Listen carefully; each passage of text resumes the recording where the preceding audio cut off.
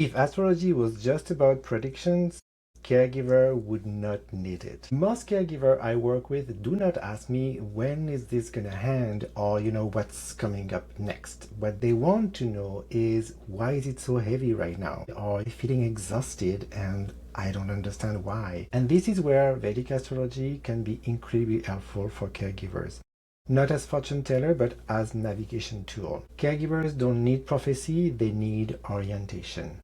So in this video, we're going to talk about three different things. First, we're going to define what Vedic astrology, also known as Jyotisha, is and what it does. Then we're going to talk about the application specifically to caregiving. And third, we'll talk about the key teaching caregivers can take from it. And stay until the end because I want to share with you that ability to check where you are spending most of your time instead of mental energy. And I know that it will be very helpful for you. Hi, I'm Jean-François. I'm a registered nurse, an Ayurvedic health counselor, a yoga teacher, and a Vedic astrologer. I help caregivers of aging parents going from feeling depleted and tired to feeling grounded and stable so they can take care of the person they love the most. Don't forget to subscribe, like, and share the video. So what does Vedic astrology or Jyotisha does? Well, to start, let me be very clear with something. This is not about predicting future events, this is not about telling you what will happen, and this is definitely not about taking away your free will.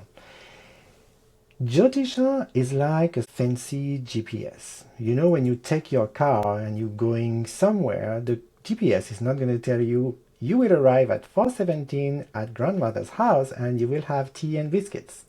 No, the GPS is going to analyze actually what's the trajectory or what's the journey from point A to point B, and we'll look at the landscape, we'll look at the terrain to see if there's any roadblock or anything, so what's the best route to navigate.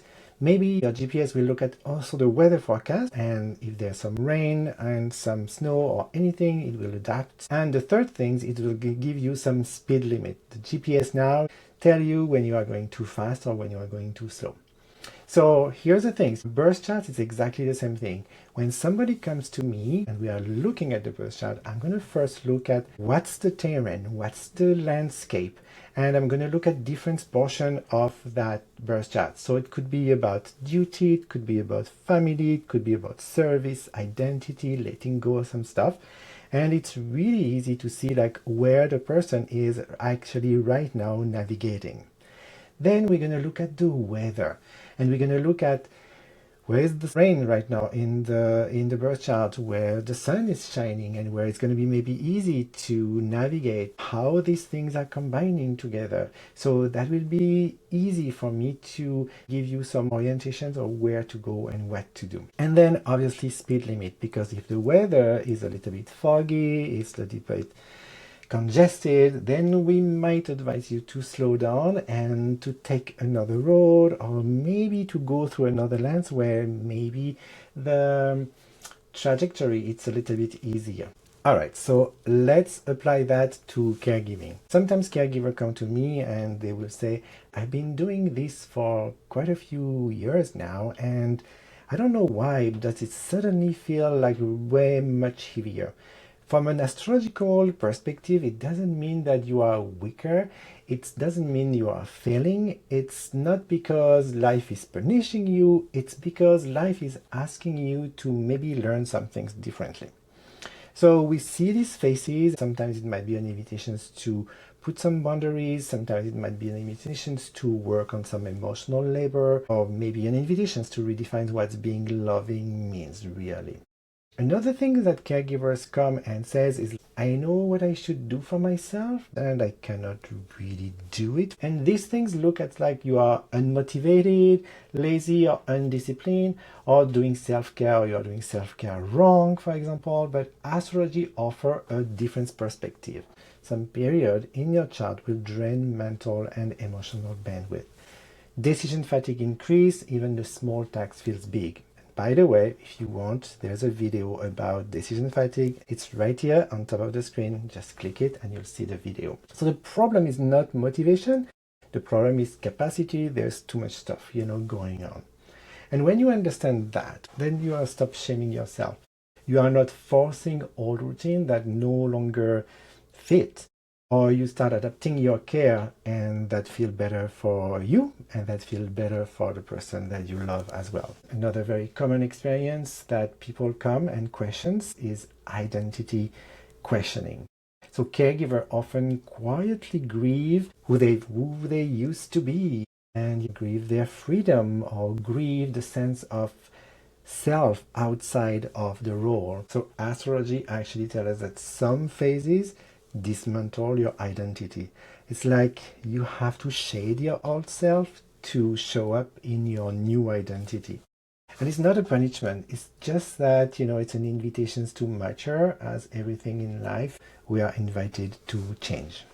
So this is when the questions arise like, who am I beyond this role? What is actually mine to carry? What am I allowed to put? So these questions are not about breakdown, but it's about more transition. All right, so what are the real key teaching things coming from astrology for caregivers? I think that we can summarize that in three different things. When we think about the season of caregiving, that can be a season of heaviness, a season of things need to slow down because the person we are taking care of is slowing down. It's about doing less things, but doing them on purpose. So there's a really good things for that. It's called simplification. You will need to simplify your commitments, need to simplify your routine, and you will need to have lower expectation just because complexity costs energy and you don't really have that energy right now. The second thing that the chart is teaching us is about like boundaries. Like in the charts, there's really defined area of life. You have to be able to put some boundaries. And it's not just about saying no, it's about saying like, here's what I can do and here is what I can't do. Conservation of energy. And that's the good thing. When you look at a child, there's some area where it'd be like, this area is going to be easier for you at the moment. That area is not going to be so easy. So if you want to conserve your energy, astrology can give you permission to stop performing a resilience. Caregivers are resilient, but sometimes it's just performing resilience, and this is heavy. Before we close our time together, I want to share with you a very simple reflection or practice. And it's not about fixing yourself, it's about awareness. In Vedic wisdom, the mind moves through three different modes or quality. One is called Rajas, and that's energy of being active, it's the urgency, there's a passion, there's pressure, it's move fast, fast, fast.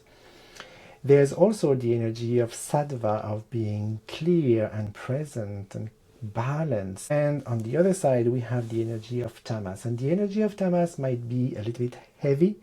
It could look like exhaustion or shutdown, and it could be dull.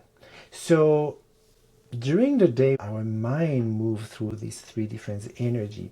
So the goal is to notice where you are and how much time you spend in different kind of mood.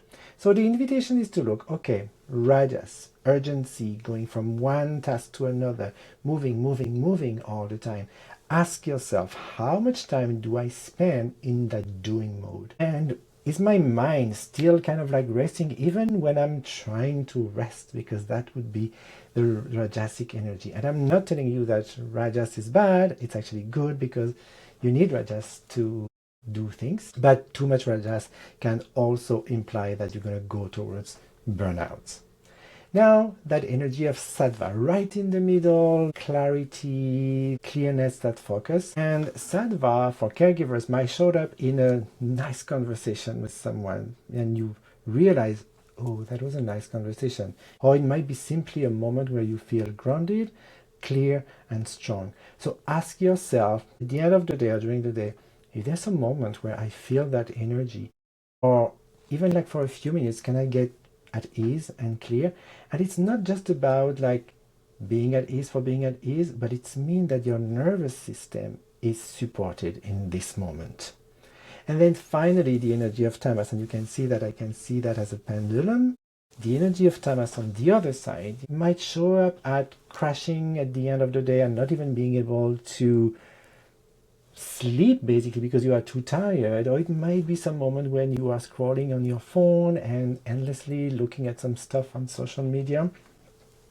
So in this moment, ask yourself, am I feeling depleted? Am I feeling down? Or is there some part of me that's kind of really dark and heavy right now? And just want to make sure that tamas is not laziness. It's just we need tamas to fall asleep, for example, at night and to get some rest. So it's necessary. But it's also a sign of long extension. So pay attention to this different energy during the day. And its reflection is not about being good or being bad. It's about being like, okay, how much time do I spend in this different energy, or which one is missing from me? Awareness alone can shift the system. Yes, let me repeat that. Awareness alone can shift the system. And that's exactly what having your birth chart read by me or by a Vedic astrologer can really help you, because it will give you a sense of that journey, give you a sense of where you are right now. Vedic astrology reminds us that every phase has a purpose, every phase changes, and your job is not to outrun it. You can't actually, you have to face it. Your job is to move through it with awareness, compassion, and choice. Caregiving is not just a role, caregiving is a journey, and every journey deserves a map. So book an appointment for a birth chart reading, and I'll be super happy to help you on that journey. See you in the next video.